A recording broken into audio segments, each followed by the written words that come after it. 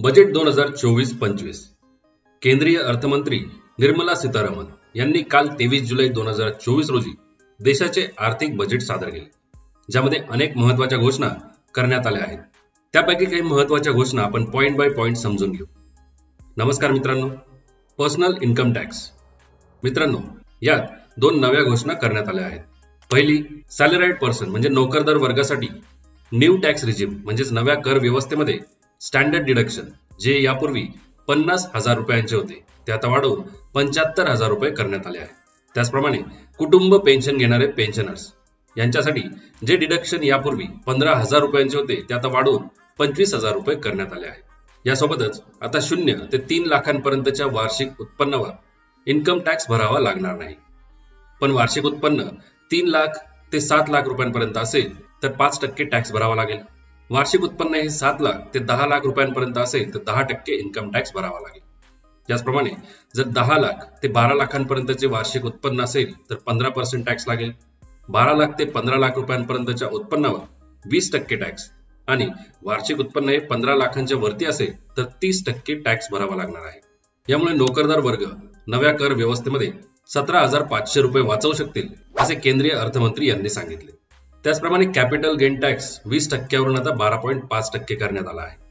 स्टार्टअपला चालना देण्यासाठी एजंट टॅक्स बंद करण्यात आला आहे आणि विदेशी कंपन्यांच्या कॉर्पोरेट टॅक्स मध्ये कपात करण्यात आली असून तो आता 40% वरून 35% करण्यात आला आहे।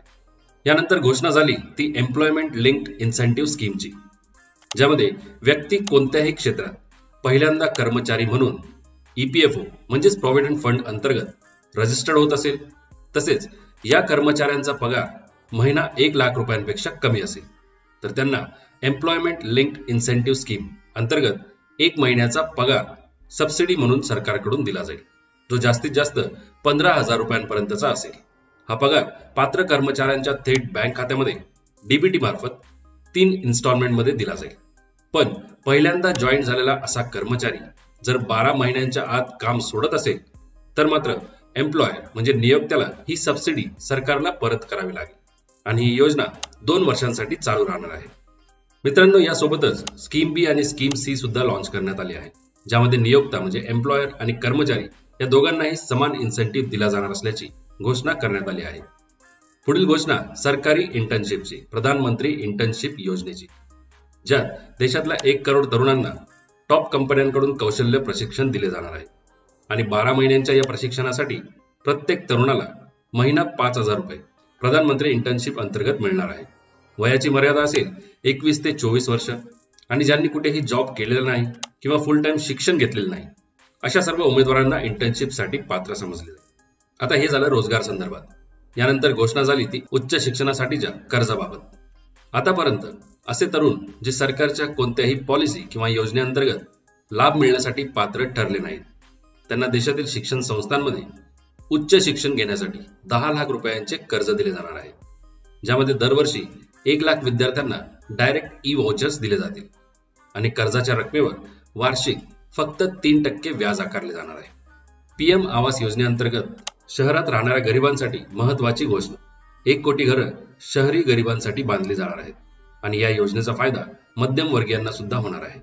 त्याचप्रमाणे कॅन्सर पेशंटसाठी सुद्धा दिलासादायक घोषणा करण्यात आली, ती म्हणजे कॅन्सरच्या उपचारासाठी आणखी 3 औषधांवर जी कस्टम ड्युटी लागायची ती आता पूर्णपणे काढून टाकण्यात आली आहे, म्हणजे ही औषधे आता स्वस्त होणार आहेत।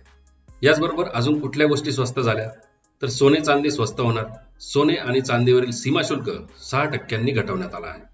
इलेक्ट्रिक वाहन, मोबाईल, त्याचे चार्जर, एक्सरे मशीन, चामड्यापासून किंवा तांब्यापासून बनवल्या जाणाऱ्या वस्तू, लिथियम बॅटरी, सौर ऊर्जा पॅनल, माशांपासून बनवलेली उत्पादनं ही देखील स्वस्त होणार आहेत।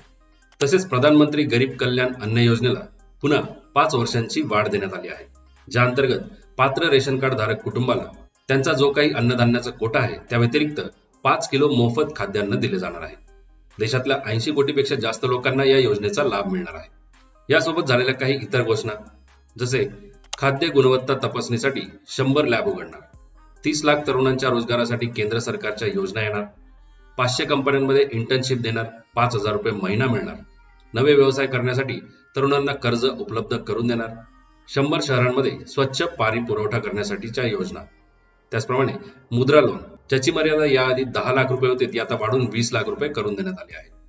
आणि महिला व मुलींसाठी 3 लाख कोटींच्या योजना येणार आहेत. तर अशा प्रकारे बजेट 2024-25 सादर करण्यात आले. धन्यवाद. जय हिंद, जय महाराष्ट्र.